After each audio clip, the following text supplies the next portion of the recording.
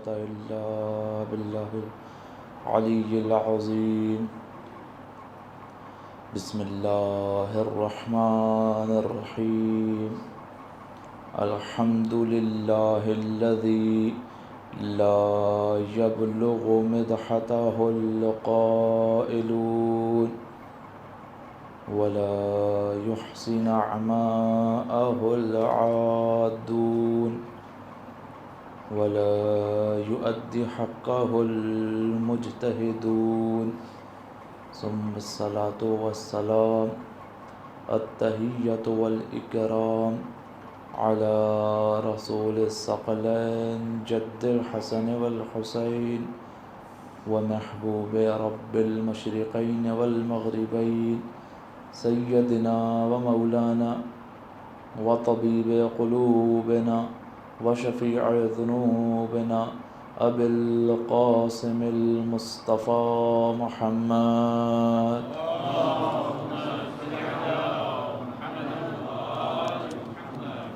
وعلى أهل بيته الطيبين الطاهرين المعصومين المظلومين اللعنة الدائمة على أعدائهم أجمعين من الآن إلى قيام يوم الدين. بسم الله الرحمن الرحيم. رب اشرح لي صدري ويسر لي أمري واحلل عقدة من لساني يفقهوا قولي. أما بعد فقد قال الله تعالى في القرآن المجيد والفرقان الحكيم. بسم الله الرحمن الرحيم. يا أيها الذين آمنوا اتقوا الله وكونوا مع الصادقين. صلوات علی محمد محمد وعجل فرجهم. ہماری گفتگو زیر عنوان اصحاب ائمہ یا اصحاب امام حسین کی خصوصیات و نشانی کی ذیل میں چل رہی ہے. چند نشانیاں آپ کے سامنے بیان کی اور ان اہم نشانیوں میں سے، ان خاص نشانیوں میں سے سب سے بڑھ تر اور اہم تر نشانی جو ہے وہ ہے ایمان. یہاں تک ہماری گفتگو پہنچی کیونکہ ایک امپورٹنٹ موضوع ہے اور اس کے حوالے سے تقریباً کچھ شبہات انسانوں کے ذہنوں میں ہوتے ہیں جو ان کو محسوس بھی نہیں ہوتے لیکن ان کے ذہنوں میں موجود ہیں.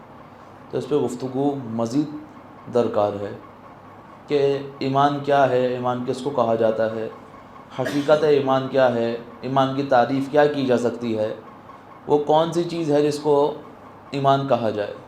کیا فقط زبان سے کسی چیز کا قبول کر لینے کا نام ایمان ہے یا نہیں، اس سے بڑھ کر کوئی چیز موجود ہے. تو جب ہم قرآن کا مطالعہ کرتے ہیں تو یقیناً اس طرح کی آیت آپ لوگوں کے ذہنوں میں ہوں گی. یا ایھا الذین آمنوا، اے وہ جو صاحبان ایمان ہو، وعملوا الصالحات، اور جنہوں نے صالح اعمال انجام دیے. یا ایھا الذین آمنوا وعملوا الصالحات، کتنی بار آپ دیکھیں گے قرآن میں یہ دونوں عبارتیں ایک ساتھ استعمال ہوئی ہیں. اے وہ جو ایمان لے کر آئے اور عمل صالح انجام دیے، اے وہ جو ایمان لے کر آئے عمل صالح انجام دیے، اے وہ جو ایمان لے کر آئے عمل صالح انجام دیے. کیوں بار بار ایک چیز ریپیٹ ہو رہی ہے؟ کیوں ایک چیز کا بار بار تکرار کیا جا رہا ہے؟ قرآن تو فصیح اور بلیغ کتاب ہے. کیا ایک بار کہہ دینا کافی نہیں تھا کہ اے وہ جو ایمان لے کر آئے اور عمل صالح انجام دیے؟ کیوں ایک ہی عبارت کو بار بار دہرا رہا ہے، بار بار ریپیٹ کر رہا ہے؟ کیا وجہ ہے؟ سمجھانا یہ چاہ رہا ہے کہ دیکھو، وہ ایمان جو عمل سے خالی ہوتا ہے وہ در حقیقت منطق قرآن کے اندر ایمان ہے ہی نہیں، بلکہ ایمان اس کو کہتے ہیں کہ جب انسان کسی شے کے اوپر علم رکھ لے، پھر اس کے بعد اس کو دل سے قبول کر کے جب عمل کے اندر لے کر آئے گا، اب یہ جو ہے وہ ایمان کے کیٹیگری کے اندر آیا ہے، ورنہ اس سے پہلے ایمان نہیں آیا. ایک مقام پہ قرآن میں کہا جاتا ہے، اے حبیب یہ آپ سے کہتے ہیں کہ ہم ایمان لے آئے. ان سے کہہ دیجئے، یہ کہیں ہم ایمان نہیں لائے، ہم اسلام لائے ہیں. ابھی ایمان کی وادی کے اندر داخل نہیں ہوا ہے. ابھی ٹھیک ہے انہوں نے زبان سے تو کہہ دیا ہے لیکن عملی طور پر ان کے دلوں کے اندر ان عقائد نے نفوذ نہیں کیا، اور نہ صرف یہ کہ ان کے دلوں کے اندر نفوذ نہیں کیا بلکہ ان کے عمل سے بھی ظاہر نہیں ہو رہا یہ کس چیز پر ایمان رکھتے ہیں۔ تو اب دیکھیں گے یہ بات کتنی بار آتی ہے، قرآن بتانا چاہ رہے کہ دیکھو ایسا نہ ہو کہ زبان سے اقرار کرو پھر بھی عملی طور پر نہ کرو۔ مثال تاریخ میں واضح اور برترین مثال جو اس کی موجود ہے وہ ہے شیطان۔ واضح اور برترین مثال زمین پہ موجود ہے، کتنی عبادت کر رہا ہے؟ کچھ روایتوں کے مطابق 4000 سال عبادت کی۔ زمین کا کوئی حصہ ایسا نہیں ہے جہاں پہ شیطان نے سجدہ نہ کیا ہو، ابلیس نے سجدہ نہ کیا ہو۔ خدا کو جانتا ہے، خدا کو مانتا ہے، خدا کا ادراک رکھتا ہے، خدا کے وجود پر بھی اس کو کوئی شک نہیں ہے۔ آج کل تو ایتھسٹ ہوتے ہیں، خدا کے وجود پر ہی شک ہو جاتا ہے، نہیں اس کو تو وہ بھی نہیں ہے، جانتا ہے کہ خدا ہے، زمین پر بھی نہیں، عرش پر موجود ہے۔ اتنی عبادت انجام دی ہیں کہ صفوف ملائکہ کے اندر جگہ عطا ہو گئی، ملائکہ کے ساتھ رہ رہا ہے۔ کیا ہوا ان دی اینڈ؟ جس چیز پر زبان سے اقرار کرتا تھا اس طرح عمل کرنے میں ناکام ہو گیا۔ انسان لہجہ در لہجہ انتخاب کے مرحلے سے گزر رہا ہوتا ہے، لہجہ در لہجہ۔ کوئی زندگی کا ایک لہجہ بھی نہیں ہے جس میں انسان کسی شے کا انتخاب نہ کر رہا ہو۔ آپ یہاں پر آئے، آپ یہاں پہ بھی آ سکتے تھے، گھر پہ بھی رہ سکتے تھے، آپ نے آنے کو انتخاب کیا۔ آپ یہاں پر بیٹھے مجلس امام حسین سن رہے ہیں، یہ خود ایک انتخاب ہے، اٹھ کر جا بھی سکتے ہیں۔ کتنی دیر بیٹھنا ہے یہ بھی ایک انتخاب ہے۔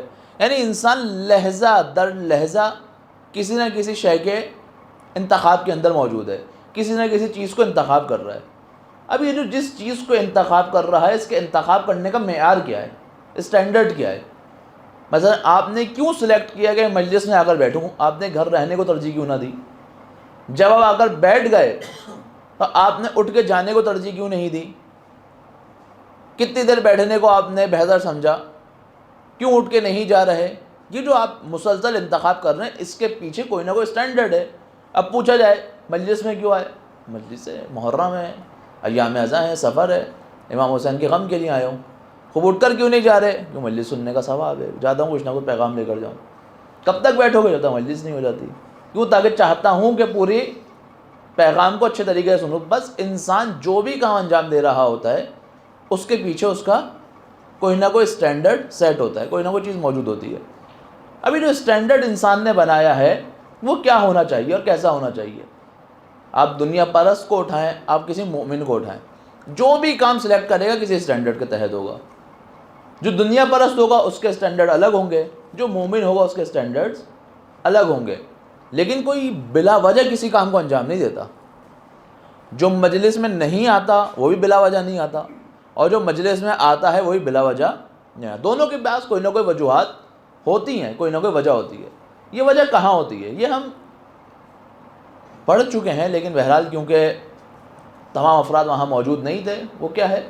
لیکن انسان کے اسٹیٹس آف مائنڈ ہوتے ہیں، انسان کے لیول آف مائنڈز ہوتے ہیں۔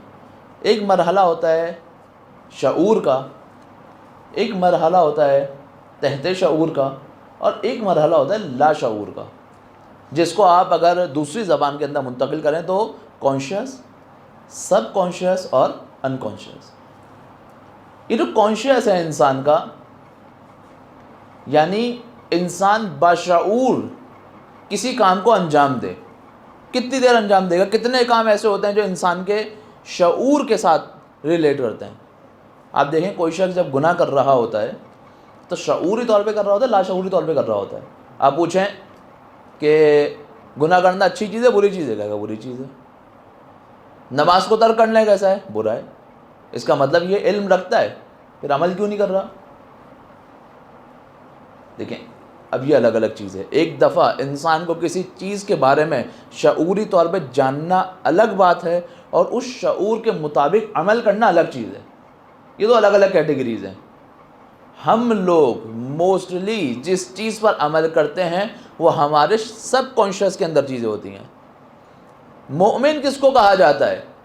مومن اس کو کہا جاتا ہے جو اپنے اعمال کو ایسا مرتب کرتا ہے کہ چاہے اس کا کانشیس ہو، چاہے اس کا انکانشیس ہو، چاہے اس کا سب کانشیس ہو، لیکن ان تینوں اسٹیٹ آف لیولز کے اندر توحید کے سوا کچھ نہیں ہوتا۔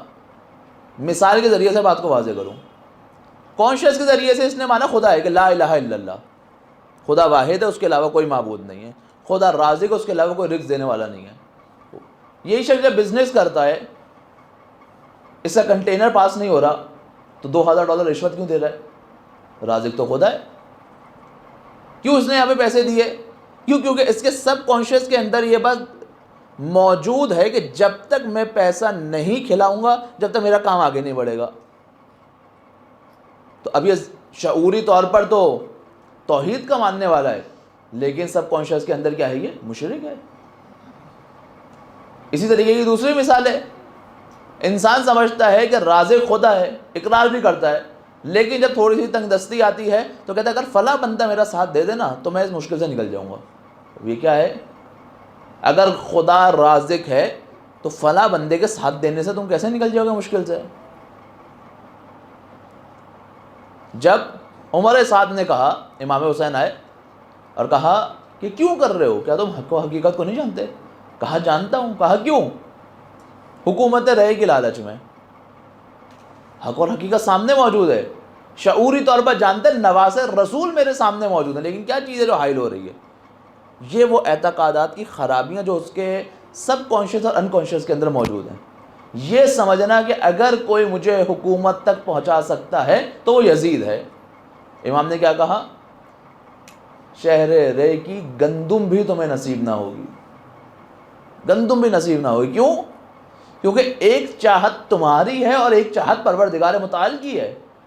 مکروا و مکر اللہ واللہ خیر الماکرین۔ تم اپنی مکاریاں کرتے رہو اور اب خدا اپنی حکمتیں کرتا رہتا ہے، لیکن کبھی یہ نہ سوچنا کہ ہم جو پلاننگ کر رہے ہیں وہ خدا کی پلاننگ پہ غالب آنے والی ہے۔ نا، ممکن نہیں ہے۔ کیا مسئلہ ہے؟ ظاہری طور پر انسان سمجھتا ہے کہ میں مومن ہوں، ظاہری طور پر ان تمام چیزوں کا اعتقاد رکھتا ہے، لیکن در حقیقت اندر سے کیا ہے؟ ایمان کھوکھلا ہے۔ قرآن ایسے ایمان کو قبول کرتا ہے؟ کہا نہیں۔ قرآن اس ایمان کو قبول کرتا ہے کہ جو انسان کی زبان، اعمال اور قلب کے اندر ایک جیسا ہوتا ہے۔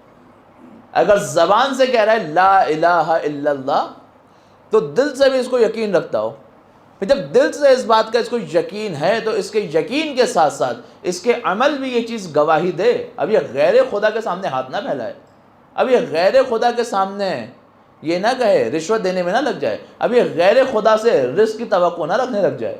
نہیں، کیا ہے؟ ممکن ہے شرک جلی نہ ہو، لیکن شرک خفی تو ہے۔ یہ ایمان کیا ہے؟ یہ ایمان کھوکھلا ہے۔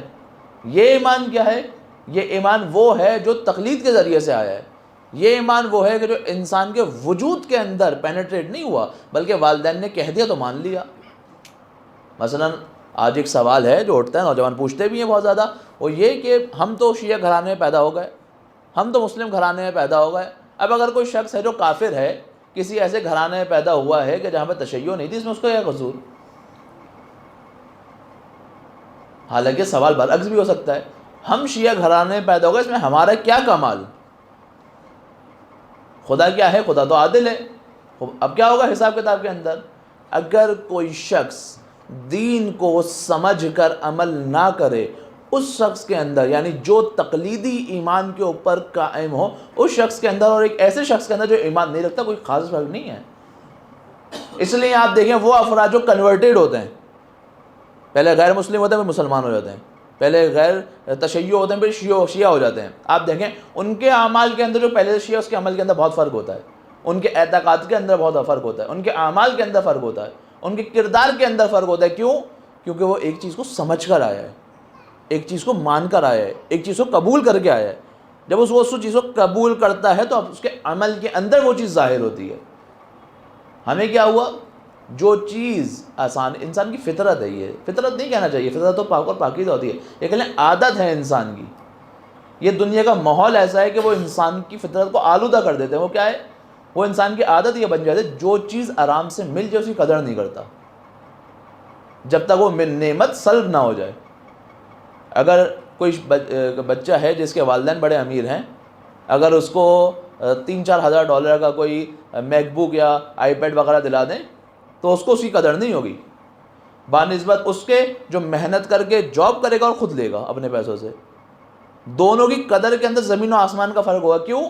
کیونکہ اس کو بیٹھے بیٹھے ایک چیز مل گئی، اس کو پتہ ہی نہیں ہے کہ اس کے پیچھے کتنی زحمات ہوتی ہیں. لیکن دوسرا شخص کہ جس نے محنت کی ہے، 8-10 گھنٹے کام کیا ہے کئی سالوں تک، اس کے بعد پیسے جمع کر کے ایک چیز کو جب حاصل کیا تو جانتا ہے کہ اس کے لیے میں نے کتنا خون پسینہ دیا ہے، اس کے لیے میں نے کتنا وقت دیا ہے، اس کے لیے میں نے کتنی محنت کی ہے. اب اس کی قدر و منزلت کے اندر اور اس کی قدر و منزلت کے اندر فرق ہوگا. ایسا نہ ہو کہ ہم ایمان کو ایسا ہی رکھیں اور وہ حقیقی ایمان جو ہمیں مفت میں خدا کی خاص عنایت سے مل گیا، ہمارے والدین کے اعمال سے مل گیا، ہمارے اجداد کے نیک اعمال سے ہمیں مل گیا، ہم اس کو ضائع کر دیں. ایمان کو قدر جانیں کہ ٹھیک ہے مجھے اگر یہاں تک مل گیا تو اب میں نے تیزی سے آگے بڑھنا ہے. اگر کوئی شخص جو ایمان دیر سے لائے اور ایک آپ جو بچپن سے ایمان لائے ہیں، دونوں کے مرتبے کے اندر عند اللہ فرق ہونا چاہیے. کیوں؟ آپ شروع سے مومن ہیں، آپ کو شروع سے ہی اس ایمان کے اوپر اعتقاد رکھ کے راہ خدا میں آگے بڑھنا چاہیے تھا. وہ شخص پیچھے ہونا چاہیے، لیکن دیکھنے کو بالکل برعکس ملتا ہے. جتنا زیادہ عبد خدا بن جائیں گے، جتنا زیادہ عبداللہ بن جائیں گے، اتنا ہی زیادہ عند اللہ بلند ہوتے چلے جائیں گے. ایک شخص گھر میں داخل ہوا، گھر والوں سے کہا کہ میں غلام خریدنے جا رہا ہوں. بازار گیا، کچھ دیر بعد بازار سے آیا عجیب کیفیت میں، اضطراب کے عالم میں. گھر والوں نے پوچھا کیا ہوا؟ کہا آج میں ایک عجیب سبق سیکھ کر آیا ہوں. کہا وہ کیا؟ ہاں میں غلام خریدا، غلام لے کر آیا گھر پہ. میں نے اس سے پوچھا غلام سے کہ کیا کھانا پسند کرو گے؟ اس نے بولا جو آپ کھلا دیں. میں نے بولا اچھا یہ جگہیں ہیں تمہارے سونے کے لیے، کون سی جگہ پسند کرو گے؟ کہا جہاں آپ سلا دیں. کہا اچھا یہ لباس ہے کون سا پہننا پسند کرو گے؟ کہا جو آپ ادا کر دیں. چند سوالات کرتا رہا، ہر چیز کے جواب میں کیا جو آپ ادا کر دیں، جو آپ دے دیں، جو آپ کی مرضی. تو میں نے اس سے پوچھا کہ تمہاری اپنی کوئی ذاتی زندگی ہے بھی یا نہیں ہے، تمہاری کوئی اپنی ذاتی پسند ہے بھی یا نہیں؟ تو اس نے جواب دیا جس نے مجھے ہلا دیا. کیا جواب تھا؟ کہا میں عبد ہوں، میں غلام ہوں، اور غلاموں کی اپنی زندگی نہیں ہوتی، مالک کی پسند ہوتی ہے. مالک نے کہہ دیا تو کر دیا.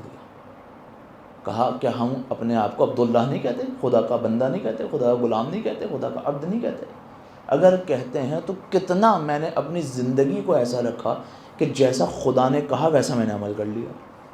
اگر خدا نے کہا رک جاؤ تو میں رک گیا، خدا نے کہا جاؤ تو میں چل دیا. کتنا میں نے اپنی زندگی کو ایسا انجام دیا. ایمان عمل کے ساتھ، کھوکھلا ایمان، دعوے والا ایمان، بغیر عمل کے ایمان نہ قرآن کو قابل قبول ہے، نہ اہل بیت کو قابل قبول ہے. اور جو ان دونوں راستوں سے ہٹ گیا، خدا کے راستے سے ہٹ گیا، وہ کبھی کامیاب نہیں ہو سکتا، وہ کبھی آگے نہیں بڑھ سکتا. ایک آیت میں فرمایا جاتے ہیں، خداوند متعال کہتا ہے وَلَا تَهِنُوا وَلَا تَحْزَنُوا وَأَنْتُمُ الْأَعْلَوْنَ إِن كُنتُم مُؤْمِنِينَ.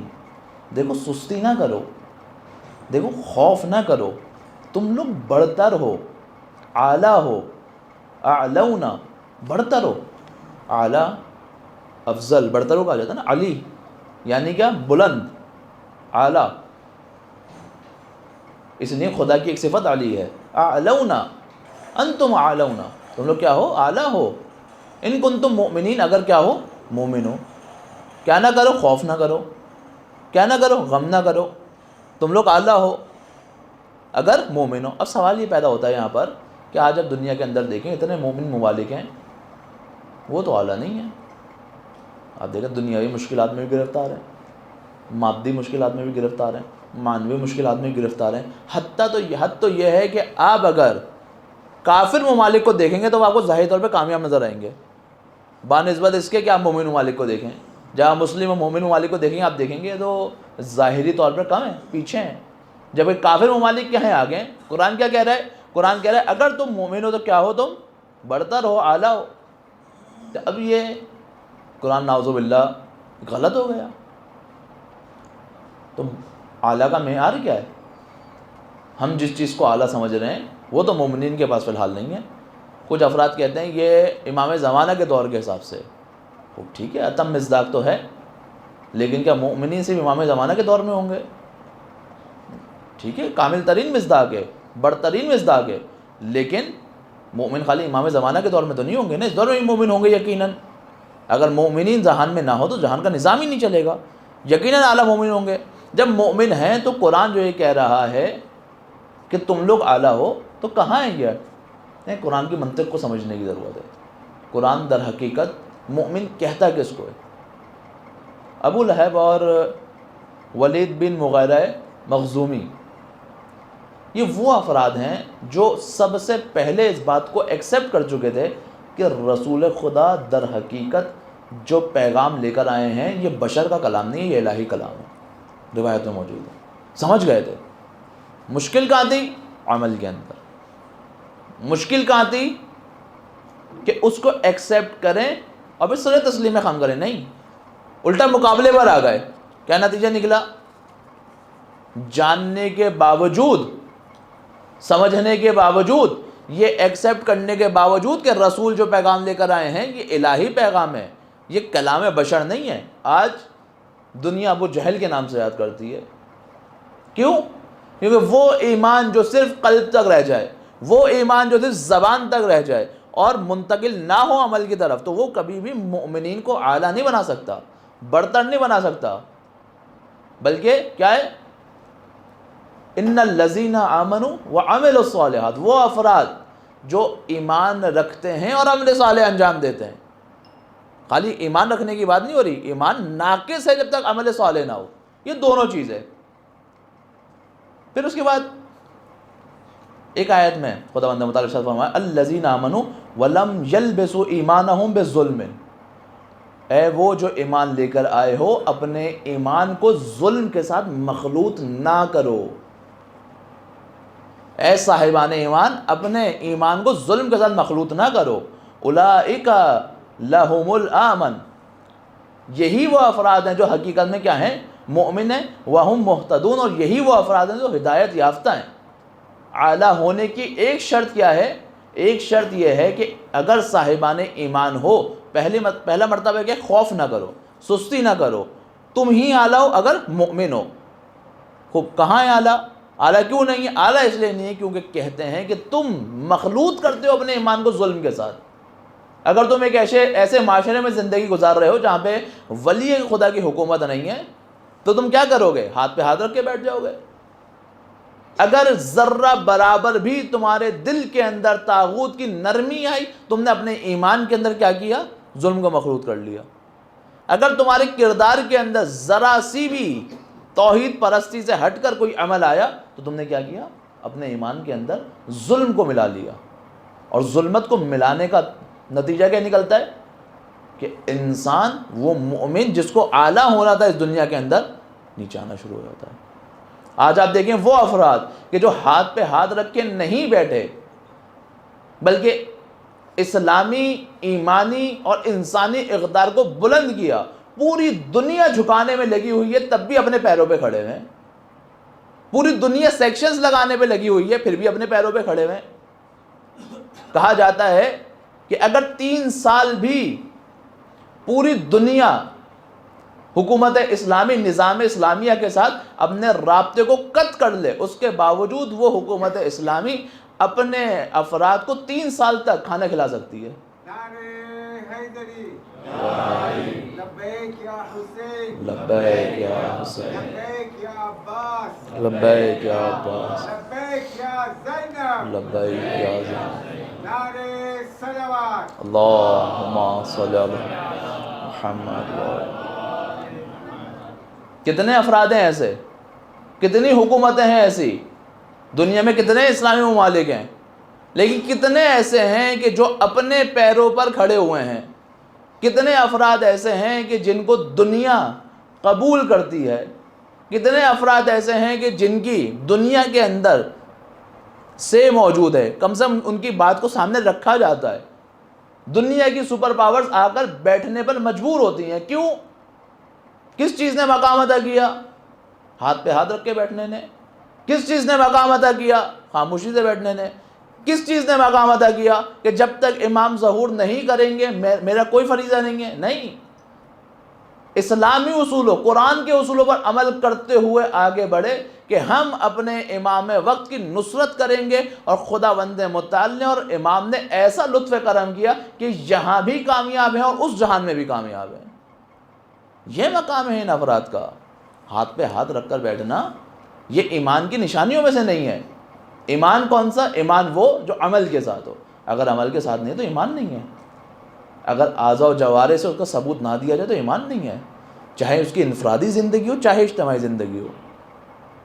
ایک شخص امام سجاد کے پاس آیا، حضرت سجاد، اللہ سجاد محمد مولا آپ جو یہ ساری رات عبادتیں کر رہے ہیں، یہ جو ساری رات آپ اشک بہا رہے ہیں، یہ ساری رات آپ جو ہے وہ رکوع اور سجود کے اندر رہتے ہیں، مولا آپ کو اس کی کیا ضرورت ہے؟ آپ تو رسول خدا کی اولاد ہیں، آپ تو جناب سیدہ کی اولاد ہیں. امام نے اس بت کو توڑا، کہا دیکھو یہ طریقہ صحیح نہیں ہے. خدا کو وہ ایمان پسند ہے جو عمل کے ساتھ ہو. ٹھیک ہے میں آلہ رسول ہوں، ٹھیک ہے میں اس مقام مرتبہ پر پہنچا ہوا ہوں، لیکن شفاعت رسول خدا اور جناب امیر فقط اس کو نصیب ہوگی جو اپنے عمل سے، اپنے کردار سے مومن بن کے دکھاتا ہے. نہ یہ کہ اپنی نسل کی وجہ سے، نہ یہ کہ اپنے، مثلا ایک عجیب واقعہ ہے امیر شام کا. موت کا وقت نزدیک ہے، اپنے چند قریبی افراد کو بلایا اور کہا یہ لو اس کو میرے ساتھ میرے کفن میں رکھ دینا. کہا یہ کیا ہے؟ کہا ایک روز رسول خدا اپنے ناخن کاٹ رہے تھے تو میں نے ان کے ناخنوں کو جمع کر لیا کہ جب میں مروں گا تو میری قبر کے اندر رکھ دینا تاکہ مجھے رسول خدا کی شفاعت نصیب ہو. آپ بتائیں امیر شام کو شفاعت ملے گی رسول کے ناخنوں کی وجہ سے؟ تبرک ہے بالآخر. ملے گی نہیں ملے گی؟ نہیں ملے گی تو کیا معیار ہے نہ ملنے کا؟ کیوں نہیں ملے گی؟ رسول خدا کا نام آتے گریا کرتا ہے، تاریخ میں روایتیں موجود ہیں، درس اخلاق دیتا ہے، ظاہری طور پہ تمام اسلامی قوانین پر عمل کرتا ہے، تمام، اور پھر رسول خدا شفاعت کی امید بھی رکھ رہا ہے اور اپنے لیے رسول کے وجود سے کچھ نہ کچھ تبرک بھی لیا تاکہ آخرت میں بخشا جائے. کون سی ایسی چیز ہے جو اس کو ناکام بنا رہی ہے؟ در حقیقت دیکھا جائے سوائے ایک چیز کے تمام ظواہر اسلامی پہ عمل کرتا ہے. وہ کیا ہے؟ خود سے اپنے وجود کو اہل بیت کی ولایت میں لانا. اس کے علاوہ ہر ظاہری حکم کے اوپر عمل کرتا ہے، لیکن اگر یہ ولایت نہ ہو تو کچھ قابل قبول نہیں. ایمان یعنی عمل، ایمان یعنی اپنے وجود سے ثبوت. ایمان فقط دل سے نہ، دل میں نہ رہے بلکہ اعضاء و جوارح سے نکل کر سامنے آئے. چند آیتیں اور تھیں لیکن بہرحال دامن وقت میں گنجائش نہیں ہے کہ آپ کے سامنے عرض کروں. انشاءاللہ آنے والے وقتوں میں چند سورہ حج کی آیتیں آپ کے سامنے بیان کروں گا کہ کس طرح اور نشانیاں مومنین کی بتائی ہیں کہ وہ کیا کرتے ہیں، ان کی کیا نشانیاں ہوتی ہیں. یہ بات بالکل درست ہے کہ جتنی بھی قرآن نے خوشخبریاں دی ہیں مومنین کو، اس کا بہترین اور اتم مصداق امام زمان کی حکومت ہے. کوئی شک نہیں ہے، بلا شک بالکل صحیح بات ہے. لیکن یہ شرط کہیں بھی نہیں ہے کہ اگر مومن اس سے پہلے اس کردار کو اپنا لے تو خدا لطف کرم نہیں کرے گا. کسی آیت میں نہیں ہے، کسی روایت میں نہیں، کہیں نہیں ہے کہ اگر مومن آپس میں متحد ہو جائیں، اس ولایت کے زیر آ جائیں تو خداوند متعال ان کی نصرت نہیں کرے گا. کہیں نہیں ہے، بلکہ برعکس ہے. قرآن کہہ رہا ہے کہ جب بھی تم ان اعمال کو انجام دو گے خدا کا لطف کرم ہوگا. ہاں یہ لطف کرم اپنے اوج پر کب پہنچے گا؟ امام کی حکومت میں. کیوں؟ کیونکہ اس وقت مومنین کے اندر یہ صفات بڑھ چڑھ کر نظر آ رہی ہوں گی. لیکن اگر اس کے برعکس ہو، امام ہوں اور یہ نشانیاں نہ ہوں تو کیا ہوتا ہے؟ اگر امام ہو اور یہ نشانیاں نہ ہوں تو کیا ہوگا؟ آپ کے سامنے 11 ائمہ کی زندگی موجود ہے، مطالعہ کرنے کیا ہوگا۔ مولا کائنات جیسی کامل ترین شخصیت بھی ہو، لیکن مؤمنین کے اندر یہ ولایت نہ ہو، مؤمنین کے اندر یہ ایمان نہ ہو، مؤمنین زبان سے ہٹ کر عملی جامہ نہ پہنائیں، تو کیا ہوتا ہے؟ امام علی جیسے امام کو بھی 25 سال خاموش رہنا پڑتا ہے۔ 25 سال وہ بھی کیسے خاموش رہ رہے ہیں؟ خوشی سے خاموش ہیں۔ امام خود فرماتے ہیں کہ یہ 25 سال میں نے ایسے گزارے کہ جیسے میری آنکھ میں تیر اور گلے میں ہڈی ہو۔ آسان ہے امام کے لیے غاصبوں کو خدا کی الہی حکومت کو خراب کرتے ہوئے دیکھنا؟ آسان ہے امام کے لیے کہ جس اسلام کے لیے 1,24,000 انبیاء اتنی زحمات دیتے ہوئے آئے ہوں، اس کو ایسے ہی برباد ہوتا دیکھیں؟ آسان نہیں ہے، لیکن مجبور ہو گئے اپنے قریبی افراد کے ہاتھوں کہ جو نصرت کے لیے آمادہ نہیں ہوئے۔ یعنی اگر نصرت امام نہ ہو تو امام علی جیسے کامل ترین شخص کو بھی، امام علی جیسے افضل ترین فرد کو بھی، امام علی جیسے اعلیٰ لیڈر کو بھی خاموشی اختیار کرنی پڑتی ہے۔ تاریخ کی گواہی موجود ہے، اور امام خود کہتے ہیں، امام علی کا ایک جگہ پر فرمان موجود ہے، دیکھو تاریخ سے عبرت لو۔ کیوں؟ کیونکہ جو افراد تاریخ سے عبرت نہیں لیتے، تاریخ اپنے آپ کو دہراتی ہے۔ اگر آج آپ کربلا پڑھتے ہیں، کربلا سنتے ہیں، اور آپ سے مصائب برداشت نہیں ہوتے، تو دعا کریں کہ ہم اپنے اعمال ایسے بنائیں کہ دوبارہ وہ تکلیفیں امام زمانہ کو نہ ہوں ہماری وجہ سے۔ اور کربلا کے مصائب اگر انسان ان سے عبرت نہ لے تو پھر کس چیز سے عبرت لے گا؟ اور وہ بھی کس انداز میں ہم تک پہنچائے گئے ہیں۔ 2 مصائب امام کے ایسے ہیں کہ سید سجاد پوری زندگی سوچتے رہے ہیں اور گریہ کرتے رہے ہیں۔ کون سے 2 مصائب؟ ایک مولا کی پیاس۔ تاریخ میں ہے کہ جب بھی سید سجاد کے سامنے پانی آتا تو اب سید سجاد کو کسی ذاکر کے مصائب پڑھنے کی ضرورت نہیں پڑتی تھی، پانی کو دیکھتے جاتے تھے، گریہ کرتے جاتے تھے۔ جب غلام پانی لے کر آیا، مولا چیخ مار کر زاروں قطار ہونے لگے، مولا مجھ سے کوئی خطا ہوئی؟ نہیں، تجھ سے کوئی خطا نہیں ہوئی، جب بھی میں اس پانی کو دیکھتا ہوں نا تو مجھے اپنے بابا کی پیاس یاد آ جاتی ہے۔ عجب نہیں کہا ہو کہ جب بھی میں اس پانی کو دیکھتا ہوں نا تو مجھے سکینہ کا وہ سوال یاد آ جاتا ہے کہ اے ذوالجناح، بس اتنا بتا دے کہ میرے بابا کو پانی دے دیا گیا تھا یا پیاسا شہید کر دیا۔ پوری زندگی جب بھی پانی دیکھتے رہے، گریہ کرتے رہے۔ نہیں معلوم سید سجاد کو کون کون سے وقت یاد آتے ہوں گے، کیا وہ وقت یاد آتا ہوگا؟ اے عزیزو، بڑا سخت ہے والدین کے لیے کہ بچے والدین سے کچھ فرمائش کریں، کچھ خواہش کریں اور والدین پورا نہ کر سکیں۔ بہت سخت ہوتا ہے والدین کے لیے۔ لیکن کیسی خواہشات جو ان کی ضرورت زندگی ہوں؟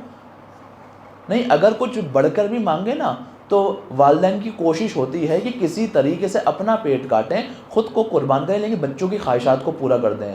لیکن سید سجاد کی عجیب غربت ہے، بچوں کی خواہشات تو دور، جب بچے پانی کے لیے سوال کرتے ہوں گے، نہیں معلوم کس طرح بہلاتے ہوں گے سید سجاد۔ ارے جب لعین چھوٹے چھوٹے بچوں کو پانی دکھا کر گرا دیتے ہوں گے اور بچے سید سجاد سے پوچھتے ہوں گے، اے بھیا کیا ہمارے لیے 2 گھونٹ بھی پانی موجود نہیں ہے؟ سید سجاد سے غم برداشت نہیں ہوا، جب بھی پانی کو دیکھتے ہیں گریہ کرتے ہیں۔ زندان شام میں موجود ہیں، کھانا ایسا آتا ہے کہ یا تو بڑے کھا سکتے ہیں یا بچے کھا سکتے ہیں۔ ایک دن سید سجاد نے بی بی کو دیکھا، جناب زینب سلام اللہ علیہ کا بیٹھ کر نماز پڑھ رہی ہیں۔ اگر کہا ہے پھوپھی اماں آپ عالمہ غیر معلمہ ہیں، آپ بیٹھ کر کیوں نماز پڑھ رہی ہیں؟ کہا سید سجاد میں تمہیں کیا بتاؤں، کھانا اتنا کم آتا ہے کہ میں اپنا کھانا بچوں کو دے دیتی ہوں۔ اے سید سجاد اب میرے جسم میں اتنی طاقت نہیں ہے کہ میں کھڑے ہو کر نماز کو ادا کر سکوں۔ دوسری کون سی مصیبت ہے سید سجاد کو یاد رہی ہے؟ دوسری بڑی عجیب مصیبت ہے، جب بھی کسی گوشت کو دیکھتے تو زارو قدار گریہ کرنا شروع کر دیتے۔ جب بھی کسی جانور کو ذبح ہوتے دیکھتے نا، کسی حیوان کو، فوراً قصاب کے پاس جاتے کہ تو نے اس کو پانی تو پلا دیا نا؟ کہا ہاں مولا میں مسلمان ہوں، میں بغیر پانی پلائے حیوان کو ذبح نہیں کرتا۔ کربلا کی طرف رک کر کہا ہوگا اے بابا مسلمان تو یہ کرتے ہیں کہ حیوانوں کو بھی بغیر پلائے ذبح نہیں کرتے۔ جب بھی کسی راہ سے گزر رہے ہوتے ہیں، قصاب سید سجاد کو دیکھ کر گوشت کے اوپر کپڑا ڈال دیتا ہے۔ سوال کرنے والے نے پوچھا کپڑا کیوں ڈالا؟ کہا وہ نہیں دیکھ رہے سید سجاد آ رہے ہیں، اگر ابھی اس گوشت کے ٹکڑے کو دیکھیں گے نا تو زارو قدار گریہ کرنا شروع کر دیں گے۔ نہیں معلوم مولا کو کون سا وقت یاد آتا ہوگا، کیا وہ وقت یاد آتا ہوگا کہ جب سید زادوں کے سینوں کے اوپر گھوڑے کی ٹانپیں دوڑ رہی تھی۔ روایتوں میں ملتا ہے کہ گھوڑوں کی ٹانپوں نے حسین کے سینے کی ہڈیوں کو نرم کر دیا۔ نہیں معلوم کہ سید سجاد کو کون سا غم یاد آتا ہوگا، کیا وہ وقت یاد آتا ہوگا کہ جب خولی نے امام حسین کے سر کو تندور میں رکھا، یا وہ وقت یاد آتا ہوگا کہ جب ننھی سکینہ کے سامنے بابا حسین کے سر کو درخت پر لٹکایا جاتا تھا، یا وہ وقت یاد آتا ہوگا کہ لعین سیدہ زینب کے سامنے ایک دوسرے کو سر پھینکا کرتے تھے، یا وہ وقت یاد آتا ہوگا زندان شام کا کہ لعین منبر پر موجود ہے اور حسین کا سر سامنے موجود ہے اور اپنی چھڑی سے حسین کے دانتوں پہ بے حرمتی کر رہا ہے۔ ارے ساری زندگی جب بھی کسی گوشت کے حصے کو دیکھتے تھے گریہ کرتے تھے، کربلا کی طرف رک کر کے کہتے ہوں گے اے بابا لعنت اللہ علی القوم الظالمین۔